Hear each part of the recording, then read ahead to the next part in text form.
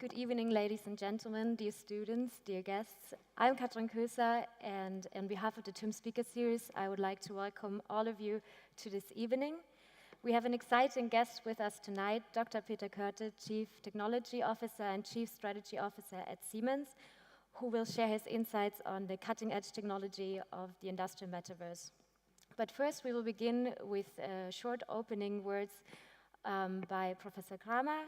He is head of the chair of communication engineering and also senior vice president for research and innovation here at TUM. After Dr. Peter Koerte's keynote, we'll have a moderated discussion followed by a Q&A with your questions from the audience. And we will end this evening with a reception outside of the Audiomax in the matriculation hall for those of you who have tickets for it. But without further ado, let's welcome Professor Kramer on stage.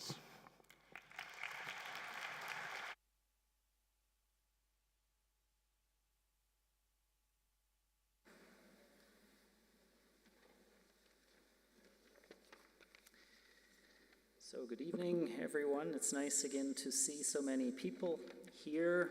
Dear students and guests, welcome to the TUM Speaker Series, an event that invites thought leaders, visionaries, and experts from different fields to share their insights and to inspire us. You will all have the opportunity to ask questions later, and you are certainly encouraged to do so. As always, the Speaker Series aims to foster dialogue and motivate innovation. Today we are honored to have Dr. Peter Koerte, Chief Technology Officer and Chief Strategy Officer at Siemens, here with us. Peter Koerte began his career at Siemens in 2007. He then moved on to medical technology in 2011. He became CTO and Chief Strategy Officer in 2020. His responsibilities include devising and developing state-of-the-art software solutions for the business, bringing these to industrial customers, and generating strategy to carry Siemens into the future. The title of his talk tonight is Industrial Metaverse, Hype or Hope. I was thinking maybe hype and hope, I don't know. Hype or hope. As an evolution of the internet, the metaverse is still in its early stages. Challenges to overcome include technological limitations. It's a challenge for you all. Standardization, privacy, security, and ensuring inclusivity and accessibility. The concept of the metaverse sparks different imaginations and debate, with visions of a fully immersive and interconnected digital world. And the metaverse's first broad impact is likely to be in industry. For example, it has the potential to help optimize the operation of factories, power grids, transportation systems, and other infrastructure, thereby letting us produce more with less, reduce energy consumption. I wish I could replace it, reduce it, and use fewer natural resources, and to shorten production times. Before I hand over to Dr. Koerte, I must, as always, thank the organizer team. The students behind the TUM Speaker Series are volunteers. They set an example. They show us how hard work and meticulous planning can result in remarkable events with remarkable people here with us. Their selflessness and dedication exemplify our spirit, the spirit of TUM, and we are immensely proud of their achievements. Thank you all for joining us tonight. We wish you an enjoyable evening. Thanks.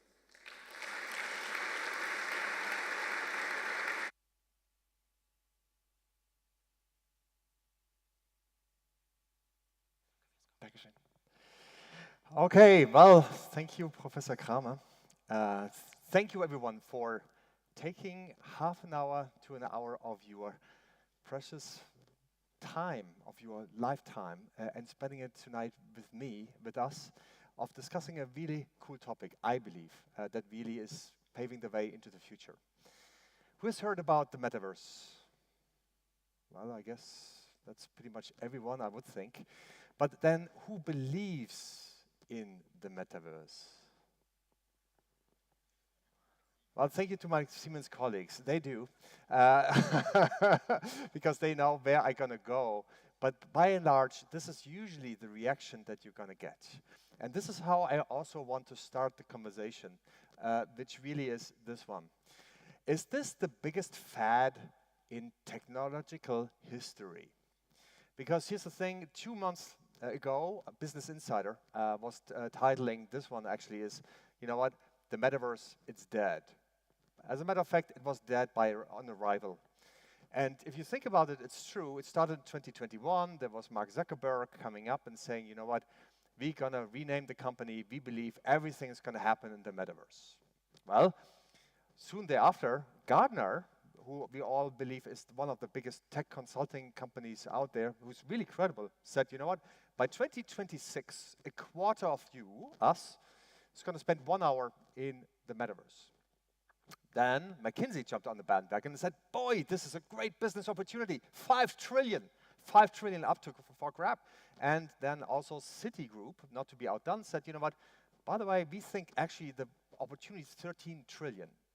Just to put this in perspective, 13 trillion is, I'm not sure if you know what the global world economy, all the economies together, is 100 trillion. So we're talking about 13% is really what the Metaverse is going to be. So you would think, wow, boy, this is really big. Huh? And on and on and on. So everybody was really getting exciting. Now, move forward to 2023. In March 2023, Mark Zuckerberg yet again said the biggest investment actually is in artificial intelligence. Then actually Disney made their plans public that they would ditch their metaverse for actually all the entertainment. And then also Walmart, who had started to build the universe of play on Roblox, also ditched their effort just 6 months into it. And by then everybody said, well, this thing is dead.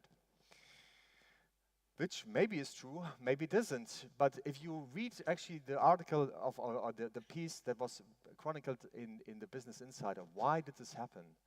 And it said 2 things. Number one, it was unclear who the user is, and it's unclear what the business value is. If you think, though, about the industrial metaverse, and as you can now imagine, we really think very differently about this, because we believe that actually the industrial metaverse is going to be something that is here to stay, and where it's very clear about what this is all about. So here again, there's another market research that will tell you that if you look at all the different metaverses, now we get really in the granular pieces of it, they would argue that if I can click forward, then actually the industrial metaverse would be growing the fastest. Just help me on moving, thank you, these slides forward. So the industrial metaverse not only growing the fastest, but also becoming the biggest. So you may wonder, why is that the case? And I give you a couple of reasons and thoughts why we think actually this is the case. Number one is that the building blocks of the industrial metaverse are digital twins. If you think about what digital twins are, first and foremost, they are representation of what we already have in the design world. And with digital twins, you can build and simulate almost anything, what is also available in the real world. So starting with airplanes, starting with cars, looking at computed flow, CFD, on batteries, on thermal exchange. You can even simulate lighters if you wanted to do so.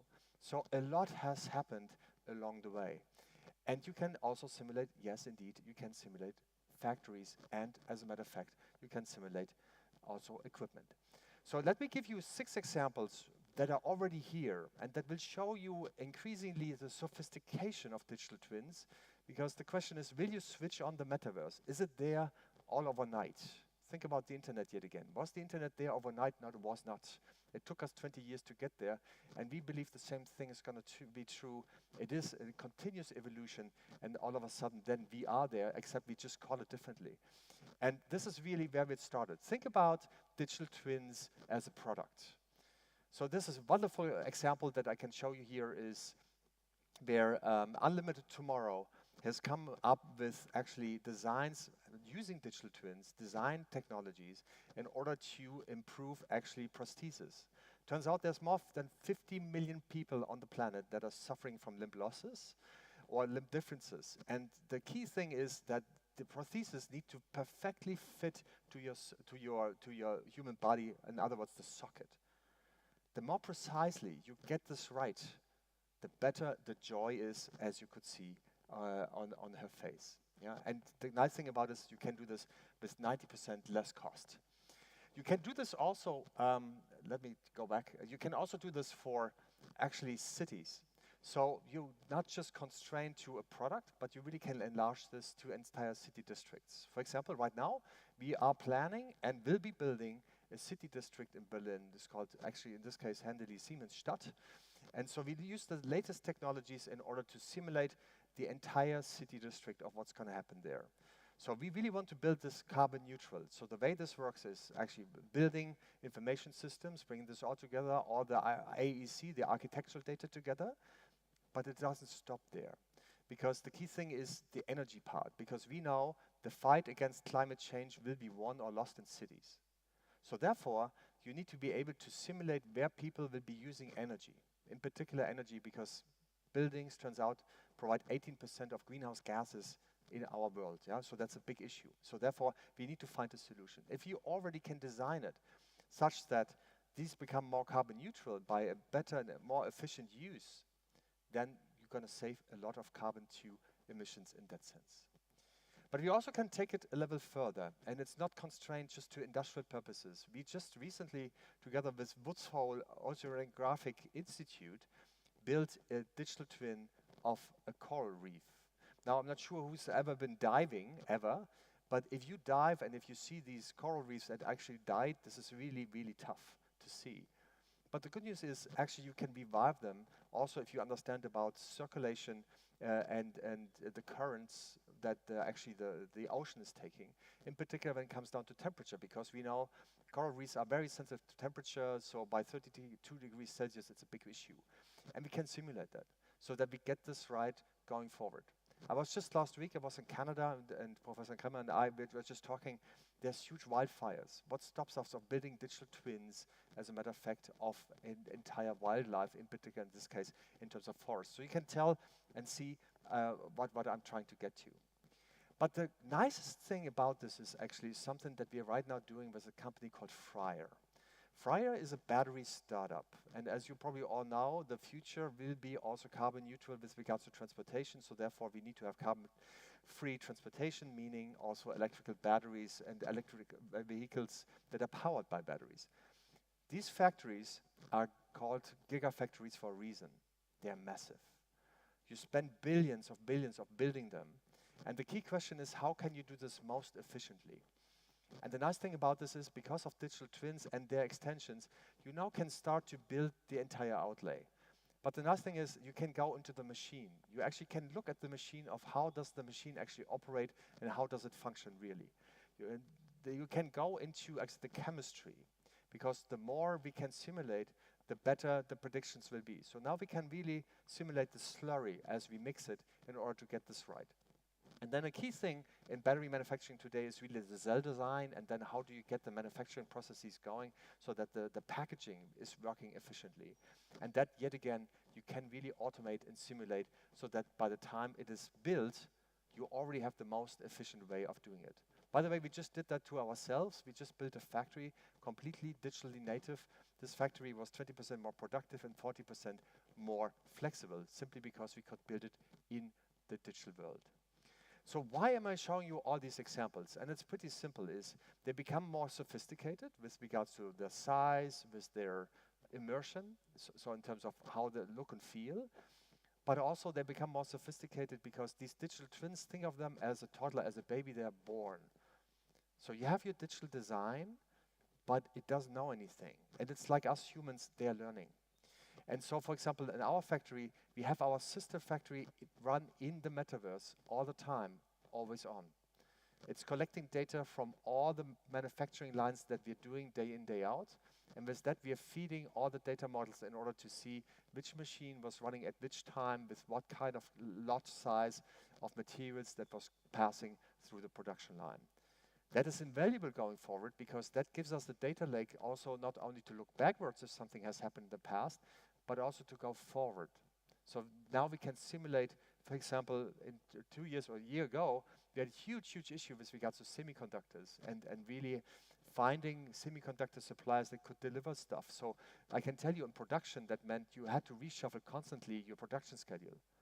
What if you could do this already in the digital world? And you can simulate the most ideal piece of what you can produce based on the inventory that is available. And once you have found the optimal solution, you can get this into the real world at no time. And that's precisely why we believe the industrial metaverse is here to stay, because it has had a true return on investment. There's a true value to be had for customers as they deploy this technology. And there's a true customer, there's a true user why this is here to stay. So that's where I wanted to show you where this goes. But I told you it's an evolution and not a revolution. And if you go really quickly in terms of time, think about where we came from 2D design, 3D design, PLM, digital twin, in the industrial metaverse. We believe that, as I said, this is a seamless transition going forward. Now, I would be remiss to say that, of course, the technologies that go into it is not just the one technology. So obviously, we're talking a lot about this. There's 7 technologies put here just as an example, but usually this is the conversation now that we're having.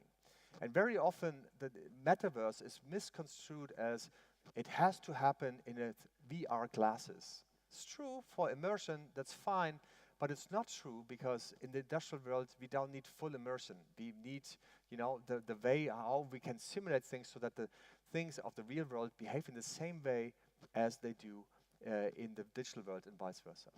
So one of the things that you can imagine is actually, of course, artificial intelligence and machine learning.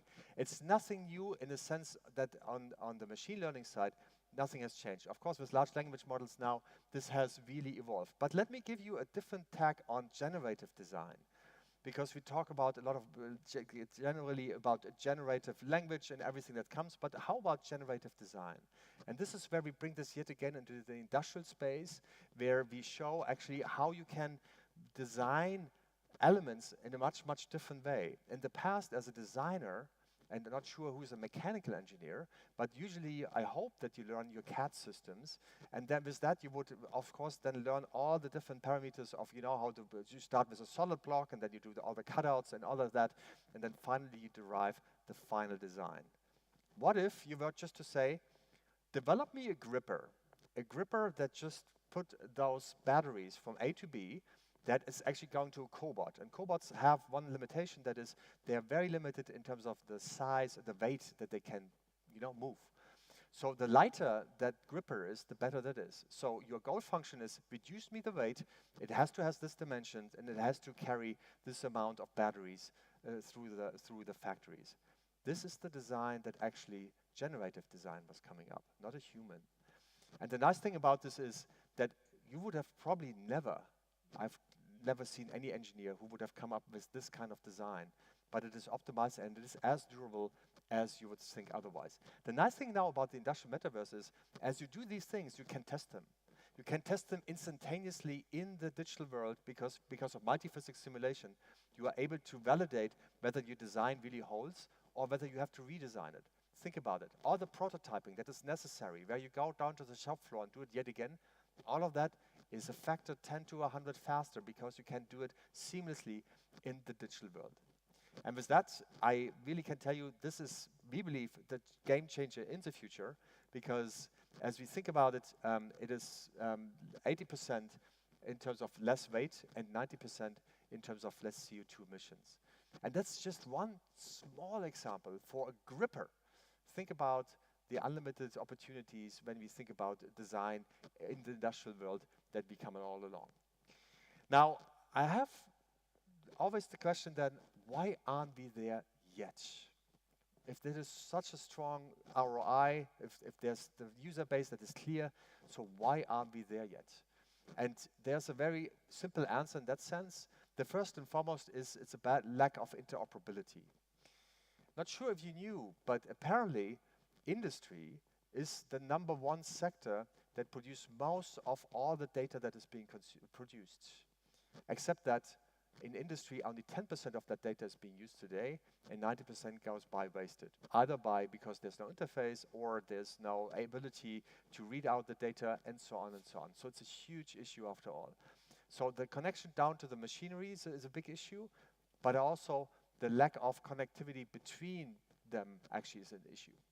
The next one is the lack of interoperability, and that, if there's one thing you want to take away of how much we need to overcome, is that one. It is the lack of interoperability when it comes down to all the different data languages that we have, from design to simulation, all the way that I showed you in the simulation in that sense. Because very often different data formats, so therefore nothing speaks to each other. My hope, after all, if we can use large language models, if they are so good in translating languages from A to B, maybe there's technology that actually can help us to overcome this with interoperability, so that you actually can do the translation between the different technologies. Maybe, we shall see. But that's for sure is a big issue. And then there's, of course, the lack of skills, because, very often, of course, we are lacking data scientists, all this. So I will not belabor you with that point. So then we really thought hard, because we thought, this is not just about the digital world, this is not about the real world, this is really the combination of the digital and the real world. And so therefore, we then discussed, okay, why don't we build an open digital business platform where everybody's coming together, where everybody is following certain design principles when it comes down to open, interoperable, flexible, and ideally providing it as a service. Because we know most companies really are struggling with the issue of deployment. They don't want to buy yet another platform. They want to have it simple, easily deployed, and only consume what they need. That's exactly what we do with as a service. So therefore, this is the future. We firmly believe this is the future for everyone, including us as Siemens. But since we speak about everyone, we realize also, although Siemens is a large company, and we think about Siemens as one of Germany's oldest startups, we are 175 years old, but we reinvented ourselves over and over again, we realize there's not a single company that can do it alone. So therefore, the key will be in an ecosystem. So you wondered, why is he here tonight? Well, first, because I really feel privileged.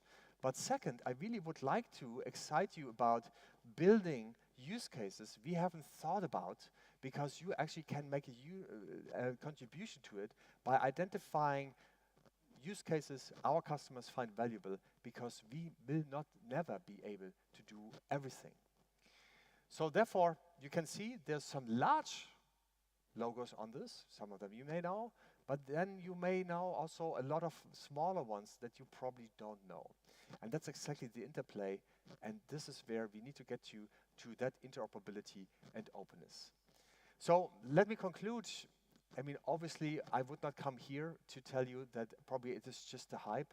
Was it hyped in the media? For sure. Was it hyped more on the consumer space? Maybe. It's not for me to judge. That's up to you. But if there's one thing I can tell you for certain, the industrial metaverse is here to stay, because it has the real-world impact just at the speed of digital. With that, a big thank you.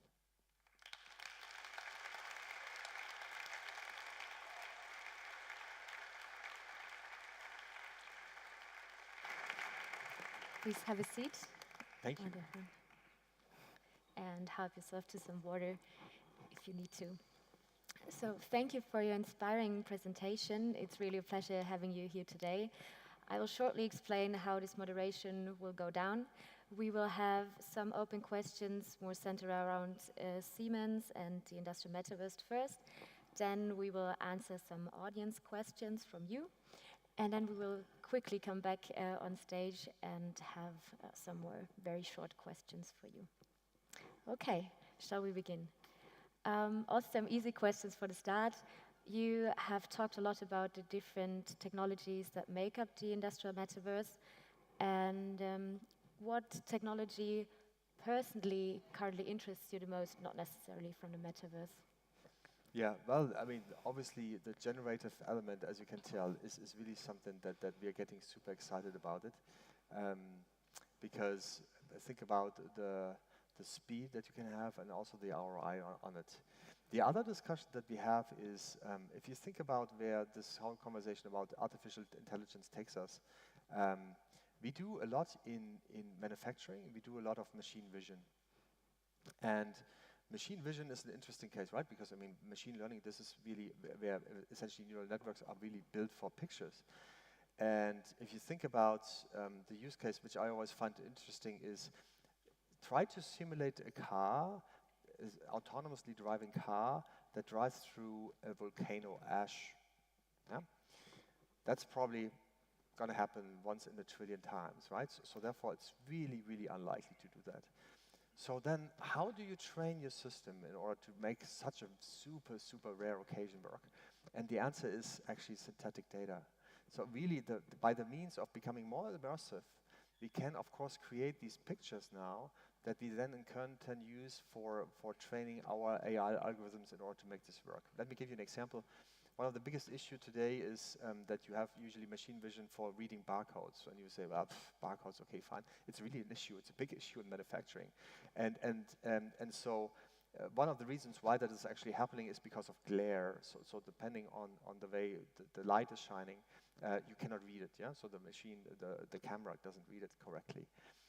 Now, the nice thing is with the industrial metaverse, and in particular with multi-physics simulations, you can have all different shades and pictures and illuminations and sources and whatnot, and create a huge data set around it, train your algorithm on it, and then deploy it first in the virtual world and then really deploy it in the real world. This is going to change significantly the way we do things here around. And you've shown that you expect that there will be a lot of investments in the industrial metaverse, and also many companies are currently working on it. So from a Siemens perspective, what is actually your unique selling point?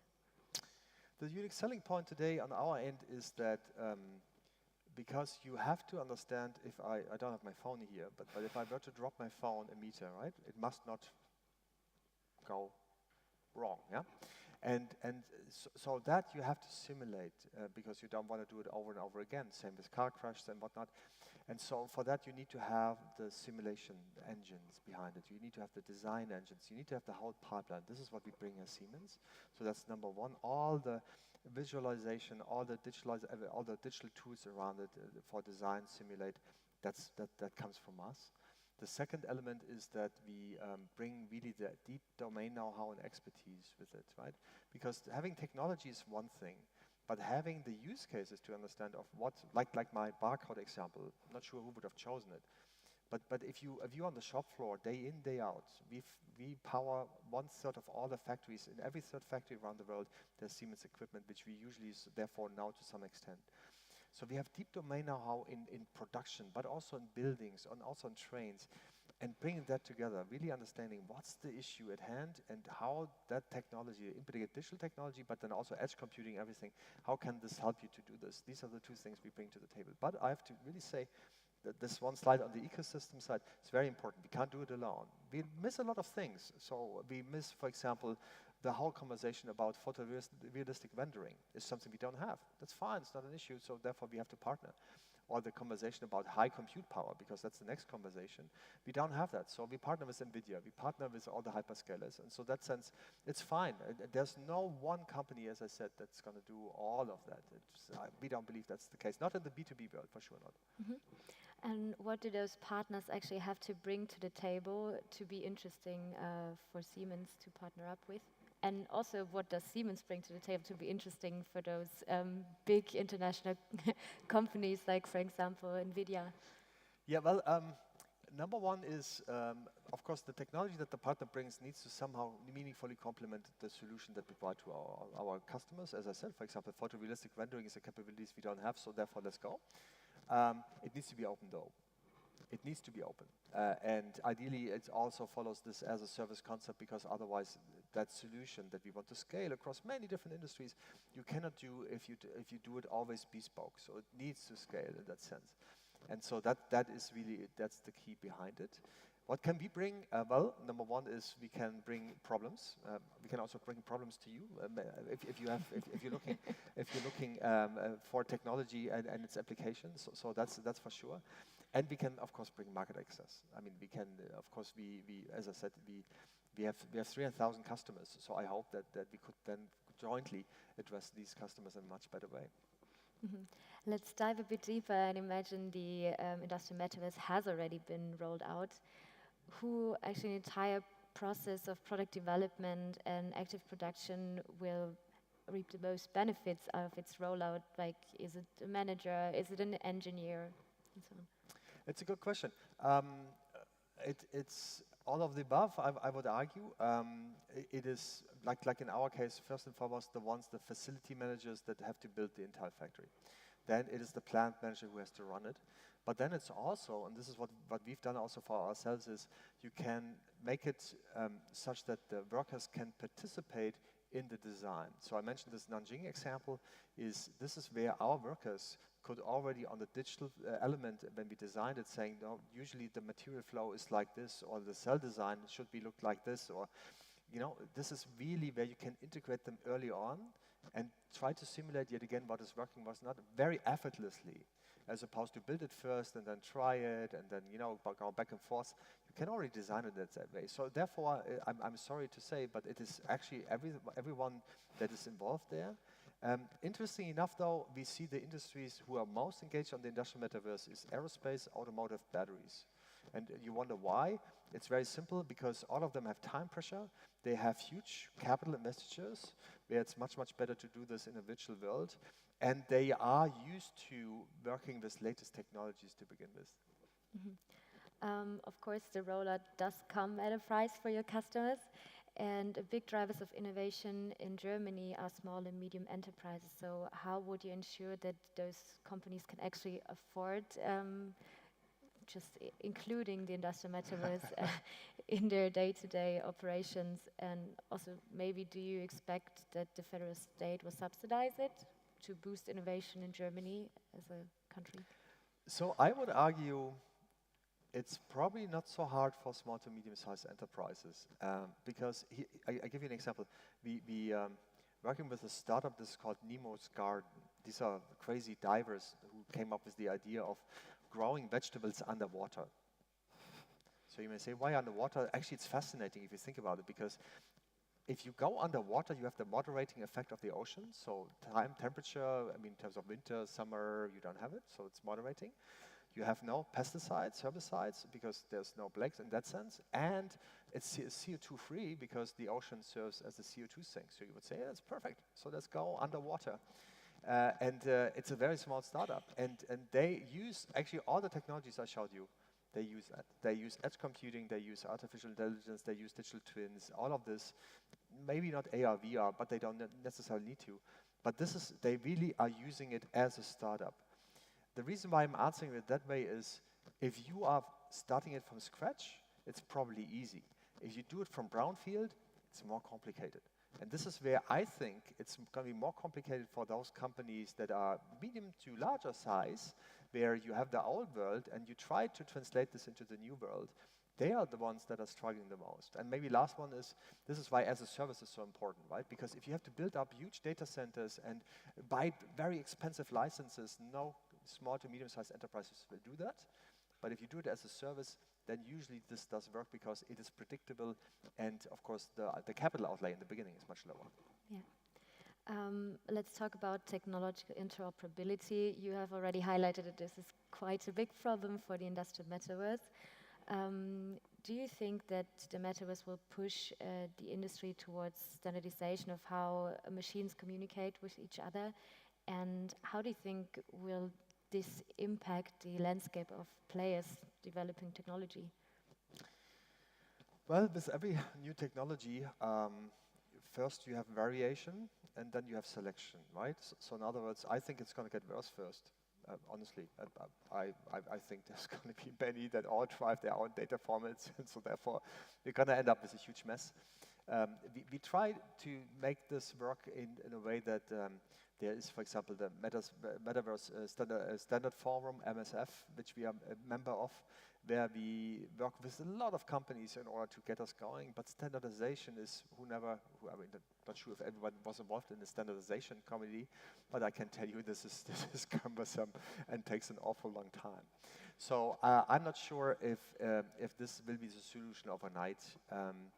We have to find, probably, as we always do, some converters, so some translators that convert the data from A to B, which right now we're doing also in our case.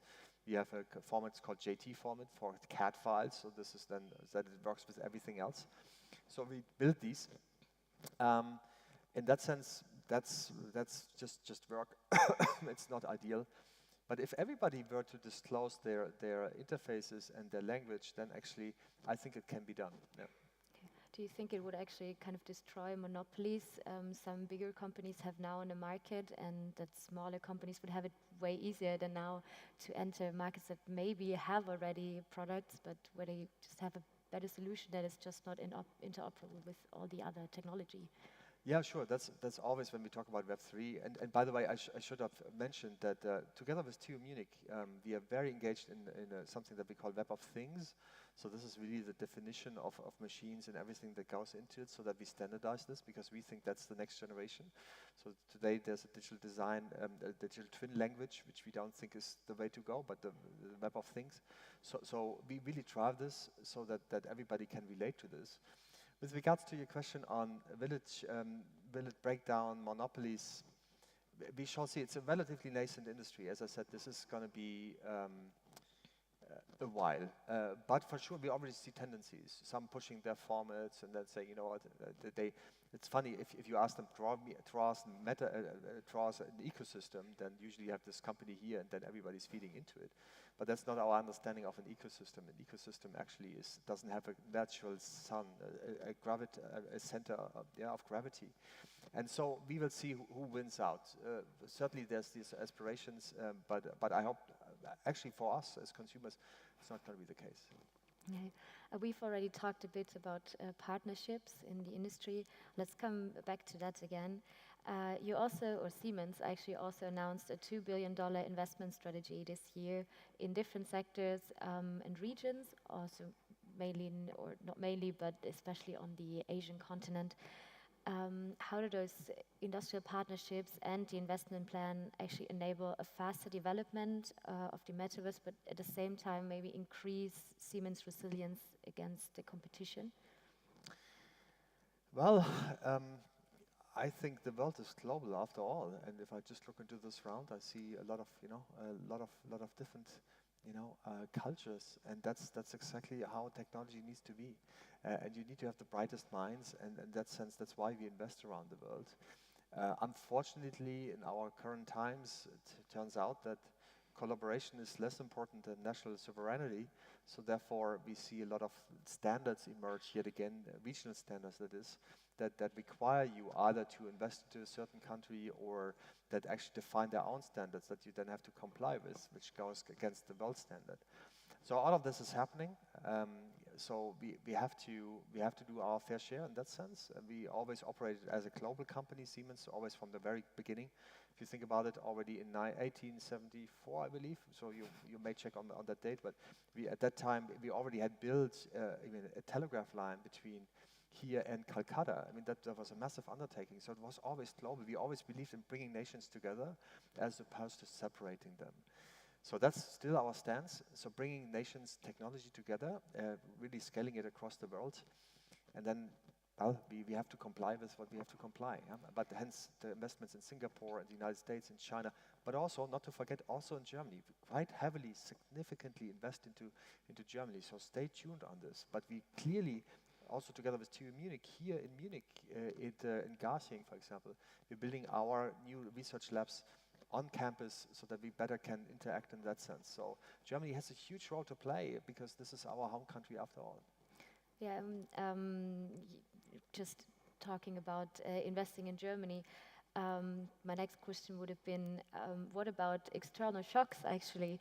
we all remember the COVID-19 pandemic, and yeah, wouldn't it be better to maybe invest more locally to have more resilience against those external shocks also? Well, two thoughts on this. Number one is parts of our prosperity as we sit here today is because of division of labor. And after all, it's Ricardo.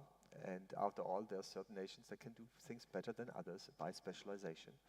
And there's economies of scale and such. And so this is what we believe in, after all, that you can bring very expensive technology and do it over and over and over again, thereby drastically reduce costs, and thereby bringing a lot of things to a wide market and population. This is what we believe in.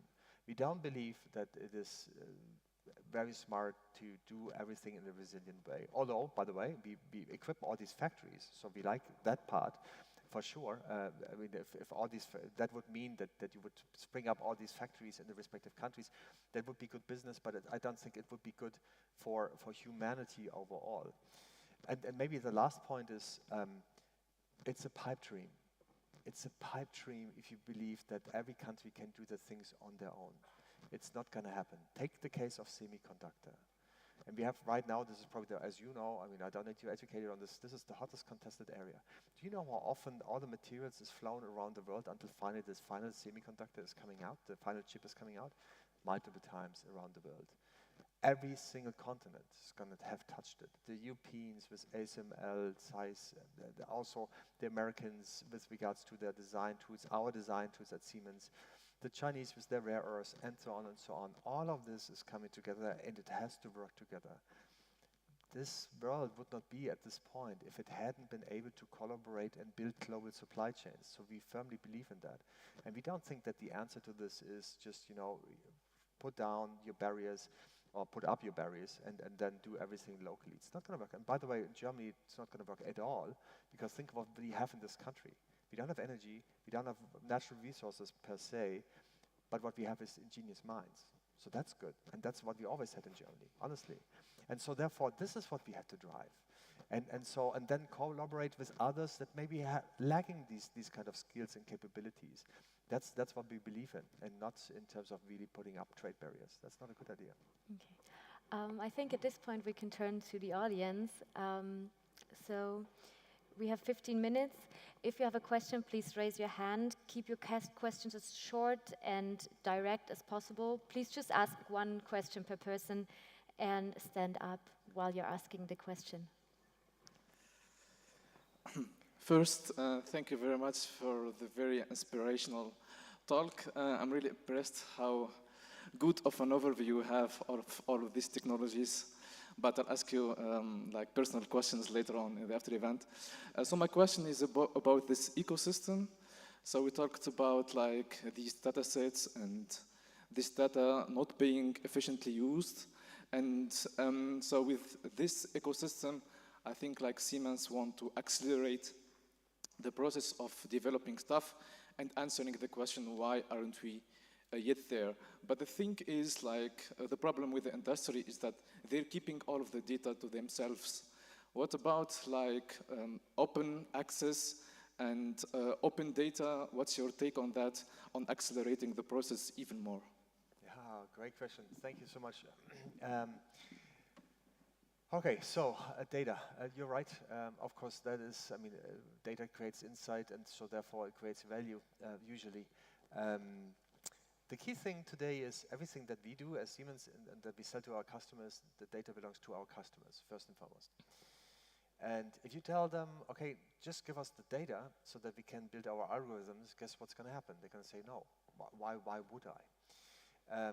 But how about you rephrase the conversation and say, actually, how about we have secondary use rights? Because with the you own the data, but we have access to your data. And with that access to the data, I can actually help you to even further improve your production line by improving your yield and downtime and whatnot. Then you start to have a conversation. So it does work in that direction. So first and foremost, forget about this idea about a central data lake where everybody's going to feed their data into it. Who would do this? Would you do this? I wouldn't do this. If I were, I mean, we don't do this as Siemens at all either. So therefore, I don't think, unless you can clearly articulate what am I getting for this, so then actually that equation does really work. Because even the last now has realized is that data might be the new oil, although I don't like the comparison. But it does display that there's some value in it. And if customers think there's value in it, they're not going to give it away for free. I've done this, by the way, in healthcare, in my job, a previous job coming into this one here. In 2020, when the Corona thing hit, I was in charge of digital health, so developing digital health applications for patients. And what we did is we developed, my answer's too long, right? But I can be short. We developed AI algorithms for actually diagnosing MR and CT scans, right? Think of it, a radiologist, my wife is one. So what they do is pattern recognition, right? So no, that's perfect, that's machine learning, so you can do this. Guess what? People are scared and afraid, and guess what? Nobody wants to share data, personal information, for sure not. But it works if you really analyze it, if you really say we want to have secondary use rights, and we build our algorithms on that. That's the way it works as a companion. Yeah, and there's a way to go, but I, at least in my experience so far, building these large central data repositories and then saying, you know what, everybody's going to jump on it, think about where we are. Well, I'm not going to say it. But there's a few projects also in Germany running where I would think they started with exactly that idea, and they haven't come a long way yet.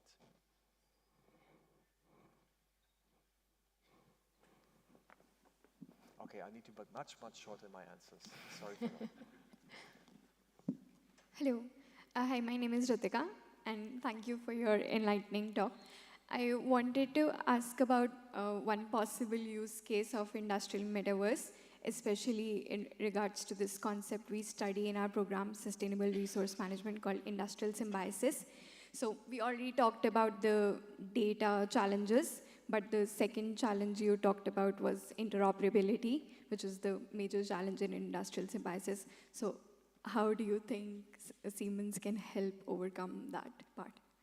The interoperability, you mean? Interoperability. Yeah, the interoperability. Very good. Well, thank you.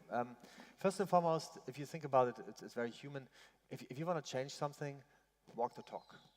So if you ask your partners to open up, and if you don't open up, then you have an issue, because they would say, why should I? You have to lead by example.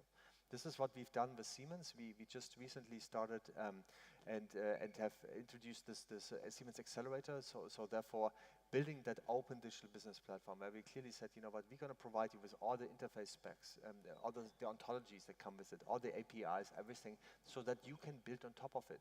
So there you go. But on the other hand, this is also what we expect you, partner, to come and work with us. So for example, I mentioned buildings. Buildings is a huge issue because, again, of all the energy consumption. So we have some energy managers in there and so on, it's fine. Customers are happy. However, they will say, well, but all this data that comes out of it now, we have to do sustainability reporting, KPI reporting, right? So there's a startup that was on there too, it's called Sustera. They say, no problem. So they shared their interface with ours, so we can translate all the data into their KPI dashboard, so therefore then they can do all the calculations with regards to greenhouse gas emissions and savings in that sense, and then calculate that. But they only can do this because these two things work with each other. So the short answer is, we really try to build this by walk the talk, opening up, and requiring this, as a matter of fact. We have a technical governance, and people hate the word governance, but this is what we really do. We govern the way the interfaces work. Not much, but a little, so at least that data can flow freely. Whether we're going to be successful, ask me in 5 years again. I haven't come up with a better proposal yet, but right now the momentum is good.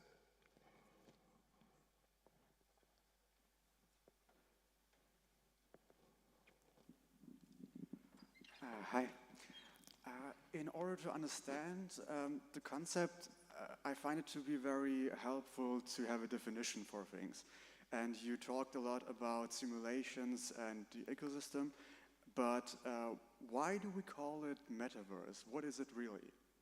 I would like to know that. Well, that's a Thank you. very interesting question. You may ask, of course, Mark Zuckerberg with that, or you go to Snow Crash, and this is where of course, this is where it was mentioned first, right? And when was it? 1994, I believe. So 1992. 1992, I'm sorry, I'm wrong on this one. But this is where it was coming up. But the idea is meta in terms of the meta level, that's fine, and verse as universe, and bringing this together. We would have loved, in particular now, as you can imagine, to come up with a different name, in particular as there's the first thing, fascinating, right? If you talk to the people and say, what picture comes to mind when you think about the metaverse? Usually two. Number one, VR glasses. Number two is people jumping in crazy virtual worlds and doing magic stuff. Neither is true for the industrial metaverse, right? Because we don't need the VR goggles yet, although if they come, it's fine. And we do precisely not what you can do in gaming. That is, we really simulate multi-physics, right? Like the real world in the digital world. So we would have loved to come up with a different name. That is so, it is so well understood in that sense, metaverse per se, that we added the industrial part, and then we try to, make at least coin that industrial element in it and say, you know what, it's slightly, actually it's significantly different. Thank you for the question. And if you have a better word, by the way, just bring it on. I would love to hear.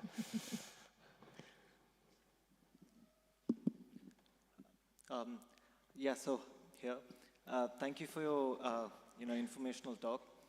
Just to continue the conversation, how about in the name Industry 5.0, as a term, better term than industrial metaverse. But my question is, considering all the challenges that were discussed, when it comes to data preparation at the root level to interoperability, what do you see as the ChatGPT moment that AI had? What do you see industrial metaverse will have? Like, how would it look like? When will the industry leaders of the metaverse or whatever we can call it realize that, okay, yeah, the time has come and we have officially achieved it, something like that? Cool question. Thank you. And this is not a perfect answer, but let me start with the reflection of why now on the large language models. Because we just had the discussion, well, in the 1990s, we already were toying around with the idea of large language models and so on and so on. I believe, and by the way, machine learning, yeah, and you can argue it's a subset of machine learning, and so therefore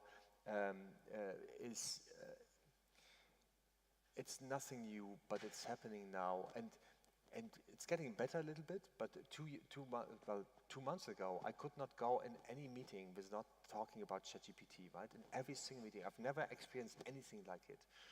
And so I wondered, why is that the case? And it is, of course, because it's so powerful, but also because it's so simple. And it feels so natural. So I don't know exactly how the industrial metaverse is going to look like, but if I know one thing is, if it feels and behaves natural to you, so that it says, you know what, this is like the real deal. This is like a human talking to me, then we have achieved that. So if the industrial metaverse feels like the real thing, does the things like the real thing, interacts with you like the real thing, then we have accomplished that. Will we see this overnight? Absolutely not, because as we mentioned, interoperability, and also maybe we need VR classes by then. I'm not entirely sold on this, but maybe it is. Then that's fine too, and then we take this. But today it's still for the ones that are a little bit more sophisticated, that have the skills and so on. It's not easy, it's not simple to use, but it's the human-machine interface that makes the difference, in my view.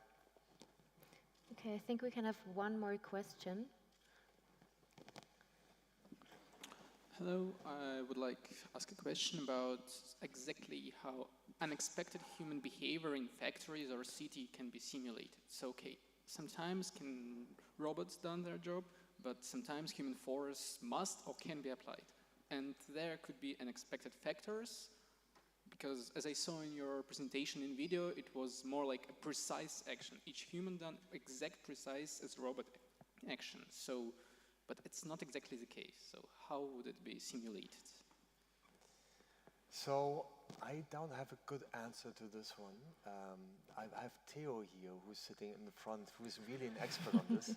So I will gladly handle this over to Theo. I would have to think about it. You got a good point. Usually we just think about the way things should be as opposed to the way they could be.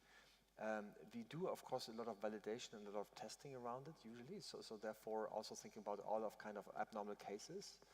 By the way, large language models can help us on this one too, because we really realize that we can do a lot of testing and testing scenarios that otherwise we would not have come up with. That's as a generic answer I can give you. But in terms of other specific software tools that could help us to simulate abnormal cases, I don't know. It's an interesting question. I don't have a good answer. Okay. I think we come back on stage, and to start off again, we've prepared some rapid-fire questions. Those can all be answered in one word, so try to be as short as possible. Now you make me sweat. And also answer as quick as possible, so we want spontaneous answers. Are you ready? I'm ready. Okay. For which subsidiary or department of Siemens would it be the toughest challenge to actually embrace the industrial metaverse? Which subsidiary? Yeah.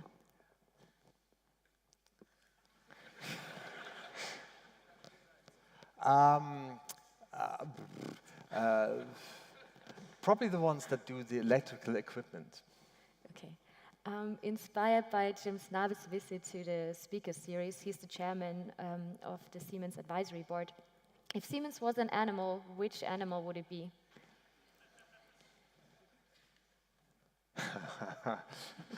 I know his answer, a swarm of fishes, but I'm not sure if that's true. I think more of it as a panther or something that is really big, powerful, and once it is on the game, it really is after it. This is what it is. Okay, short answers. Panther. Online or in-person meetings? In person, for sure. Early bird or night owl? Early bird. Eisbach or Isar? Excuse me? Eisbach or Isar? Eis? Eisbach. Eisbach or Yeah. Island? Isar. Isar. Ah, okay, I'm sorry. Isar. Isar. And finally, they are excellent universities, but Koerte or TUM or LMU? KIT or LMU? Or TUM? TUM. TUM, of course.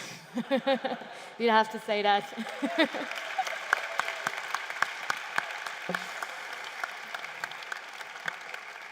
All right. To come to a closing, we have 2 questions that center more around personal development, career building. So first, what are your best tips for students and young professionals like me, like probably most of our audience, in these fast and drastically changing times? What are the best? Your best tips for students kind of to develop, perform? See, the number one is, and you have heard this probably before, is I can answer longer? Yeah.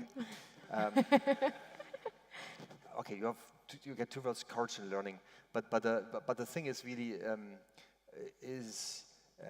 never stop learning, and I find that the ones that are really inspirational, they always learn, and they continue learning and learning and learning. If you start to have I've done this, I've done it, I've seen it, check mark, then actually this goes the wrong way. Always be curious and learn from what the other side has to say. Even if you think this person has nothing to offer, usually they always have something to offer. So learn and be curious. And the second one is really being courageous. And I would say this in particular for you now, where you are in your career in that sense, is the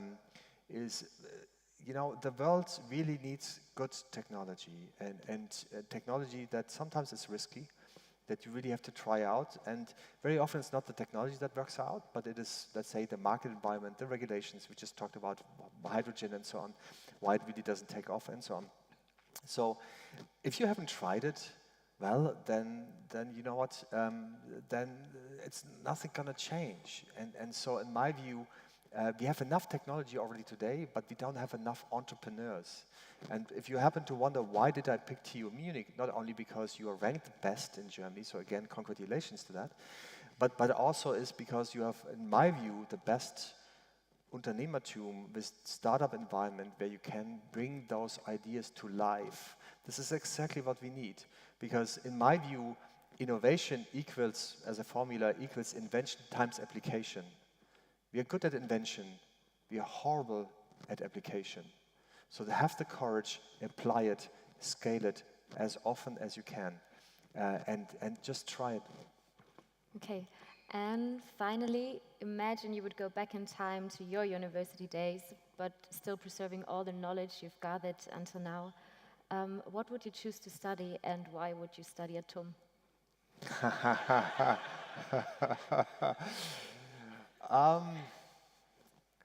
Probably I would study sociology. What is the English word? Social studies. Yeah. Social studies. Do you have that at TUM? I'm not sure. We have political studies. Professor Kramer, do you have that? There we go. Social science and technology. Yes, you believe? Okay, you agree? So the very simple reason is, I believe you can, after all, learn all the technologies. But what's the hardest thing, after all, is this bloody human. And you know, you can have all these theories and all of this stuff. I told you about this AI that we developed in healthcare. Turns out, you know, people are scared by it. And nobody is using it in the sense where I would say, wow, this has so huge potential, and we are scared. So if we can really relate to more the social needs and how to overcome basic feelings such as fear or disbelief or whatever that is, then this I would actually study. Because then I think, with that equipped, maybe in this order, yeah, I would do social studies, and then I would do technology, or well, probably that way around, and then really get going. That's what I would do differently. All right. Thank you for your time and your expertise. Thank you all for joining us tonight, showing interest in our events, and also a big thank you to the TUM Speaker Series team that actually make these events happen. There will be an after event now starting in a few minutes in the matriculation hall, where you can ask your remaining questions and get to know Peter Koerte and Siemens a bit better. Until then, give it up for Peter Koerte. Thank you.